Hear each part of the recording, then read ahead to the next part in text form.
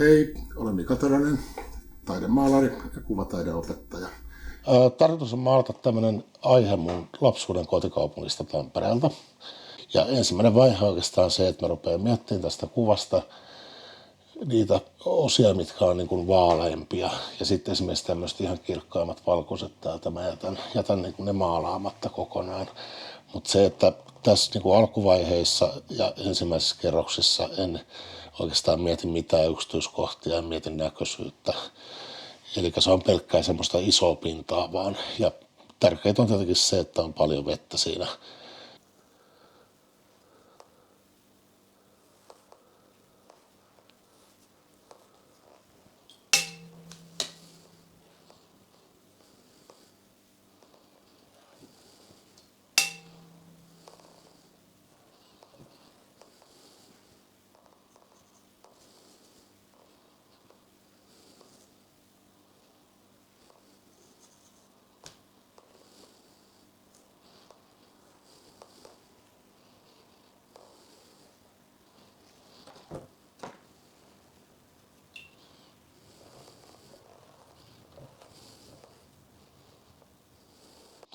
Nyt on sitten seuraavan kerroksen vuoro.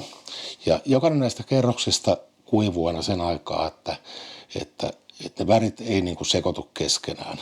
Eli tämä paperin pinta on niin kuin suhteellisen kuiva ennen kuin mä rupean tekemään tätä niin kuin seuraavaa värikerrosta. Ja jokainen värikerros on myöskin yleensä aina niin kuin pikkusen sitä niin kuin edellistä tummempi.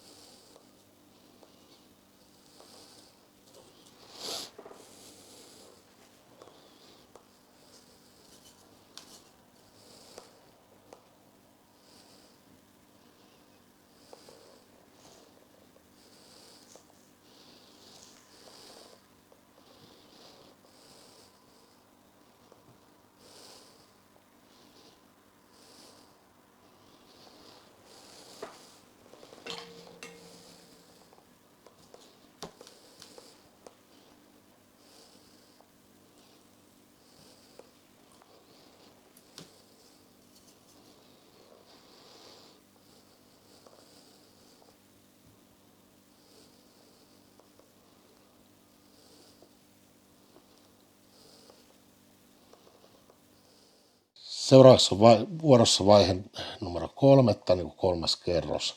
Nyt mä rupean tekemään jo ehkä vähän enemmän tuohon yksityiskohtia. Eli niin alan tekemään noita jotain tummempia alueita tuonne ikkunoita ja semmoista. Pyrin aina siihen, että mä en hirveästi sekoittaisi värejä, vaan tekisin aika silleen niin kuin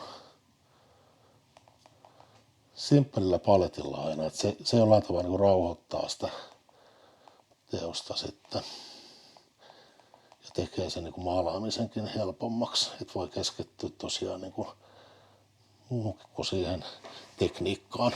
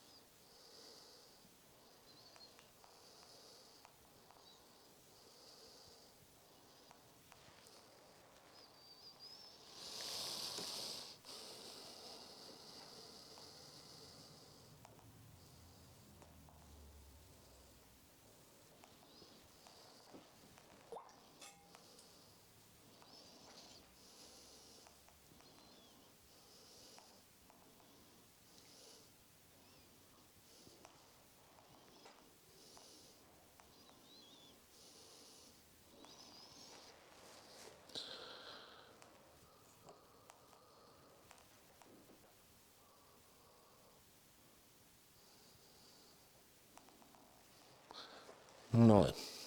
Nyt työ on taas kuivunut semmoisen suurin piirtein puolisen tuntia ja se vaihtelee aina jonkin verran se kuivumisaika, koska että se saattaa johtua esimerkiksi ilmakosteudesta, että joskus menee vaan vähän pidempään aikaa. Niin mä kokeilen yleensä sitä sillä tavalla, että niin kuin kämmenselän puolella, että onko se riittävän kuiva. Ja se tuntuu ehkä semmoiset pikkusen nihkeältä, mutta ei missään tapauksessa niin kuin märältä. Ja sitten ne värikerrokset taas pysyy niin kuin erillään toisistaan. Ja ideahan tässä oikeastaan on se, että mä maalaan ikään kuin valon ympäriltä. Eli sinne jää sitten niin kuin niitä valosampia kohtia tulee jäämään niin kuin näkyviin, mitkä sitten muodostaa myöskin sitä niin kuin näköisyyttä siihen teokseen. Ja tässä vaiheessa mä rupean nyt maalaamaan myöskin vähän ehkä enemmän taivasta ja sitten myöskin noita niin kuin yksityiskohtia tonne. Mä haluan, että tänne taivaaseen tulee pikkusen kuitenkin semmoista niin kuin värikerroksia enemmän. Et mulle itselle on jollakin tavalla tärkeää se, että siellä on niin kuin, että se näkyy, että se on maalaus. Ja että sinne tulee tosiaan niin kuin useampi eri värikerros. Ja siveltimen jäljet saa jäädä aina näkyviin.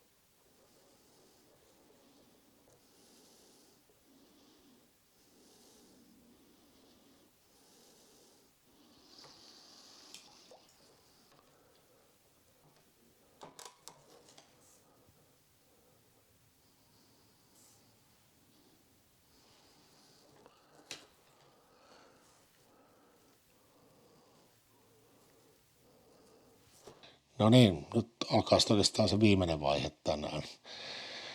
Ja mulla on nyt eri paletti käytössä johtuen siitä, että siinä on vähän erilaisia sävyjä, mitä mä käytän tässä lopussa. Että yksi on musta, mikä on vähän semmoinen, että kaikki vesivärimaalarit ei siitä mustasta oikein pidä. Mutta sitten taas mä näen sen itse niin tosi niin käyttökelpoisena värinä. Ja itse pidän siitä tosi paljon. Ja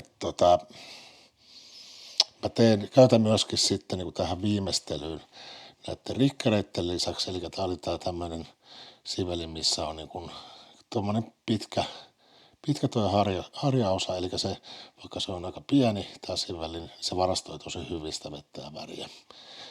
Tätä käytän viimeistelyssä monesti. Ja sitten yksi semmoinen edullinen keino ja tosi näppärä keino on tämmöinen ihan tavallinen hammastikku, eli tämmöinen kolmikulmainen. No niin, nyt työ alkaa olemaan siinä vaiheessa, että se on niin lähellä valmista, mutta Mulla on semmoinen tapa jättää työt aina vähän keskeneräisiksi, koska tai oikeastaan viettää se ihan viimeinen viimeistely niin kuin myöhemmäksi, koska mä en halua kuitenkaan niin kuin ylityöstää sitä teosta. Eli se saattaa ottaa joskus niin kuin useita viikkojakin, että mä palaan siihen työhön uudestaan ja katson, että mitä se tarvii. Että se, että jos sen maalaisi kerralla täysin valmiiksi, niin siinä tulisi paljon äkkiä sellaista, mikä ei sitten ehkä olisi sille teokselle hyväksi. Että nyt on hyväksi se, että mä saan siihen vähän etäisyyttä ja että katson sitten niin kuin tavallaan uusin silmin sitä joskus vähän myöhemmin.